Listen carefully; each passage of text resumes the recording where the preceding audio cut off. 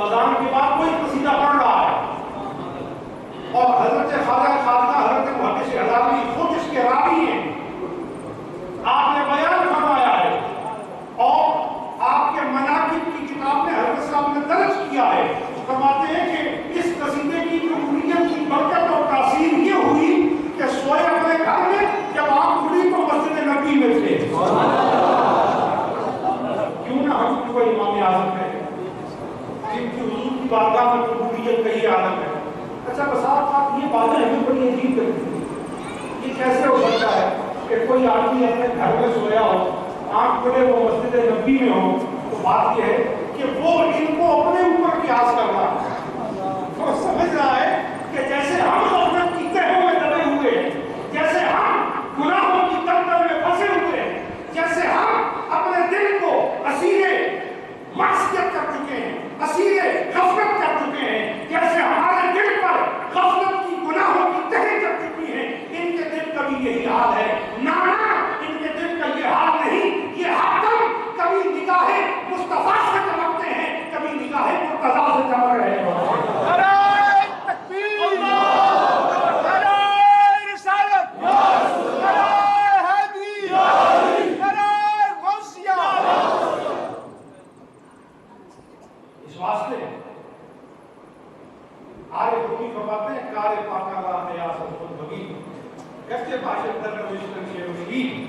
فرمایا او پیارے، او میرے صاحب، او میری محبت اور دعاؤں کے مستحق، اللہ والوں کی باتوں کو اپنے اوپر قیاس نہ کرنا کبھی۔ اللہ والوں کے کام اور تیرے کام ان میں بہت مشرقین ہے، بہت فرق ہے۔ اگر تجھے میری بات سمجھ میں آئے تو تجھے ترکیب کے اعتبار سے ایک لفظ بتاتا ہوں جسے لکھنے میں ایک ہی حرف کا سا تم پاؤ گے۔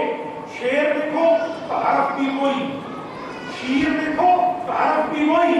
فرماتے ہیں دونوں میں فرق دکھتا ہے کہ شیر آدمی کو اپنی غذا بنا لیتا ہے اور شیر کو آدمی اپنی غذا کر دیتا ہے۔ دونوں میں کتنا فرق ہے، جتنا ان دونوں میں فرق ہے اتنا تجھ میں اور اللہ والوں میں فرق ہے۔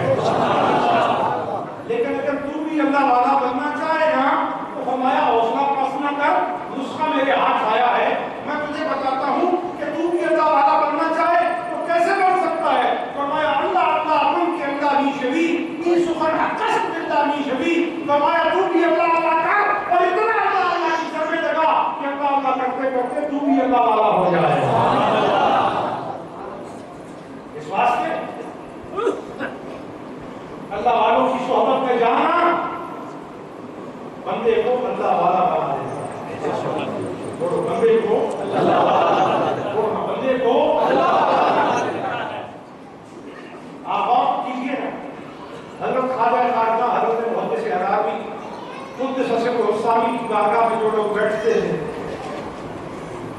میں ذاتی طور پہ گواہ، جو لوگ صرف و نحو سے واقف نہیں، فنون علوم سے واقف نہیں، حضرت صاحب کی چند نشستیں ہمیں نصیب ہوئی، تو آپ حیران ہو کہ میں آپ کو ایک واقعہ بتاتا ہوں۔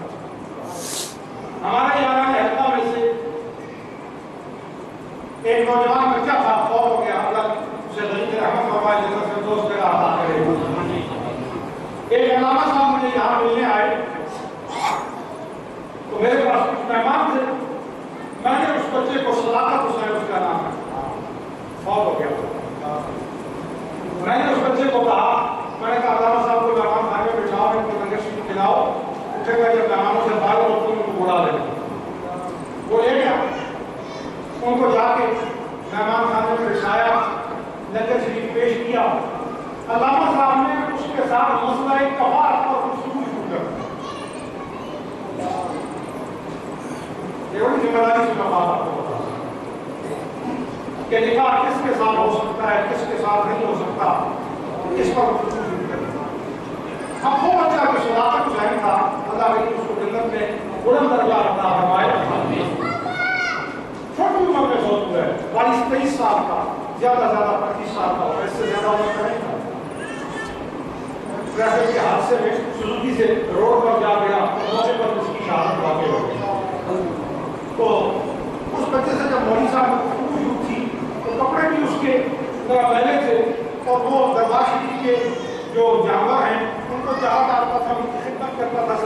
برائی کا جانوروں کا خیال کرتا تھا اور نشست میں بھی بیٹھا کرتا تھا، کہیں نشستوں میں بھی وہ آ کے بیٹھتا تھا، لیکن باقاعدہ اس نے دراسات کوئی نہیں پڑے تھے۔ جب علامہ صاحب نے اس سے مسئلہ اتفاق پر گفتگو شروع کی نا تو اس نے قاضی صاحب رد مختار نے جو یہ لکھا ہے، علامہ قاضی خان نے جو یہ فتویٰ دیا ہے، اور اسی طرح ہمارا ہندیہ میں یہ موجود ہے، تمام عبارتیں بھی اس نے ساتھ پڑھی، اور مولوی صاحب حیران ہو گئے، کہا جناب آپ یہاں درس نظامی کے مدرس ہیں؟ اس نے کہا نہیں، میں خانقاہ محمودیہ میں جو ڈنگر ہیں میں ان کو سنبھالا کرتا ہوں۔ اس نے کہا عجیب بات ہے کہ حضرت محدث عالمی کے دربار کے جانوروں کا خیال رکھنے والوں کے علم کا یہ عالم ہے تو عظمت محدث عالمی کا عالم کیا ہوگا؟ تو یہ واقعہ اس لیے سنایا ہے کہ اللہ والوں کی صحبت کا اثر ہوتا ہے، اور اللہ والوں کی صحبت کا اثر ہوتا ہے، اس واسطے کہ دن رات صبح شام وہ جو اللہ عطا کرتے ہیں، جب کوئی غافل دل ان کے پاس پہنچتا ہے تو ان کے ذاکر دل کی گرمی اس کی غفلت کو پگھلا کر ختم کر دیتی ہے، اور پھر اس کے ظاہر و باطن پر کس چیز کا غلبہ ہو جاتا ہے؟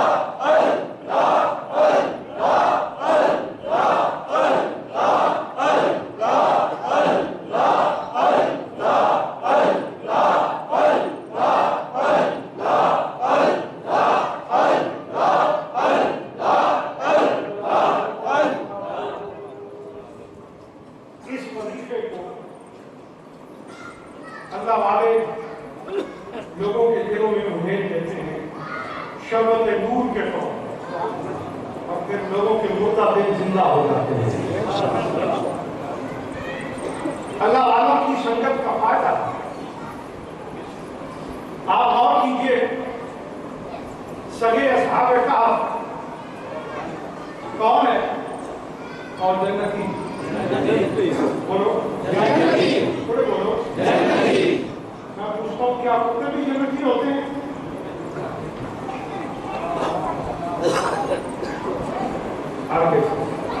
تو پھر سگے اصحاب کہف جنتی کیوں؟ کہو ولیوں کی صحبت سے اسے کتا نہ چھوڑا، وہ بلعن معرور کی صورت جنت سے جائے گا۔ اگر کوئی کتا ہونے کے باوجود ولیوں کی صحبت میں پہنچ جائے، متصوفین فرماتے ہیں اس سے مراد کیا ہے؟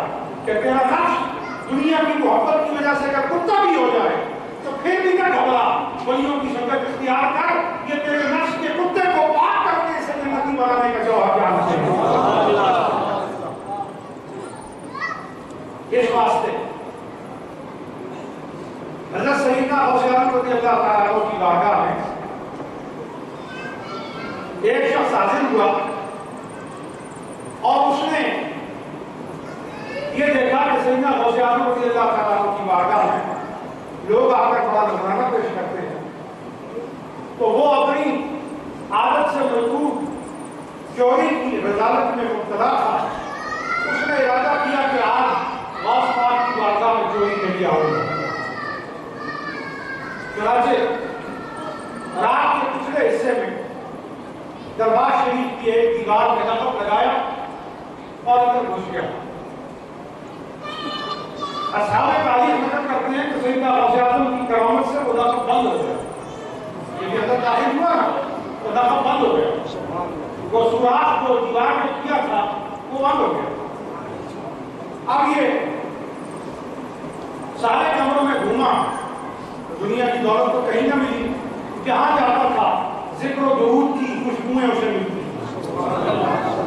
کیونکہ اس علم و عقل سے معروف شخص کو معلوم نہیں تھا کہ آپ کو جو نذرانہ ملتا ہے سورج ڈوبنے سے پہلے آپ رائے خدا میں اسے خرچ کر دیتے ہیں.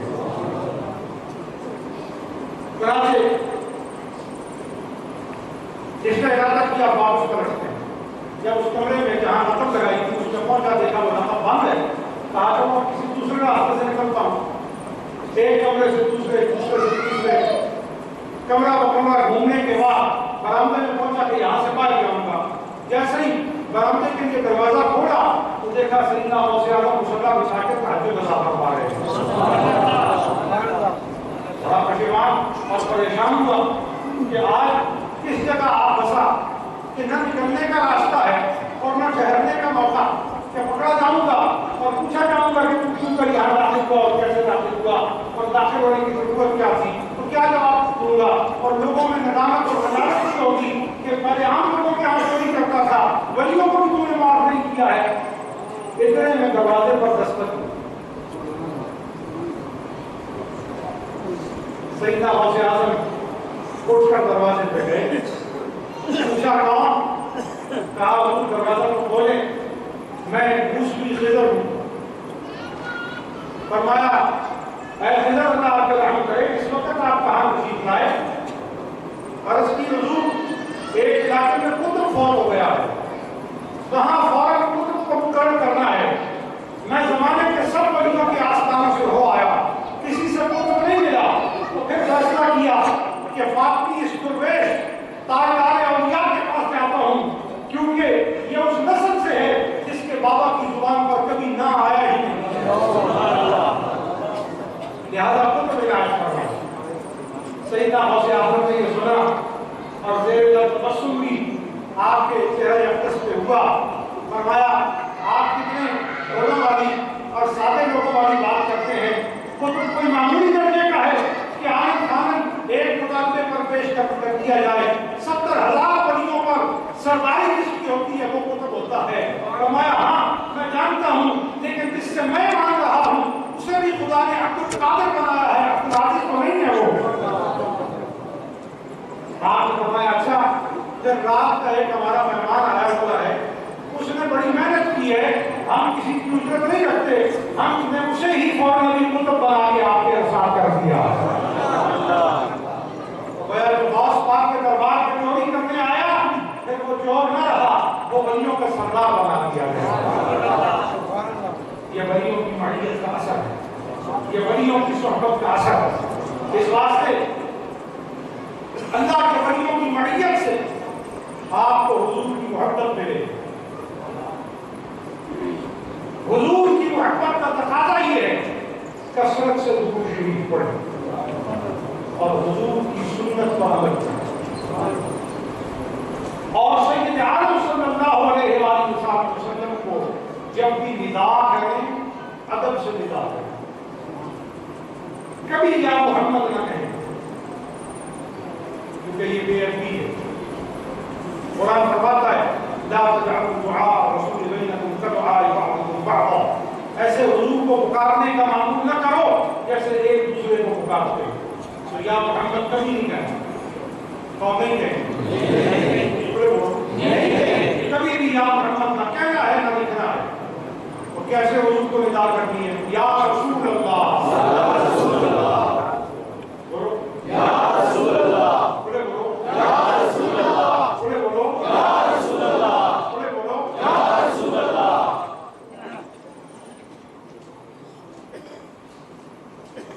اور ایک اور بات یاد رکھو, ہم یا رسول اللہ حضور کی محبت میں کہتے ہیں. محبت میں کیا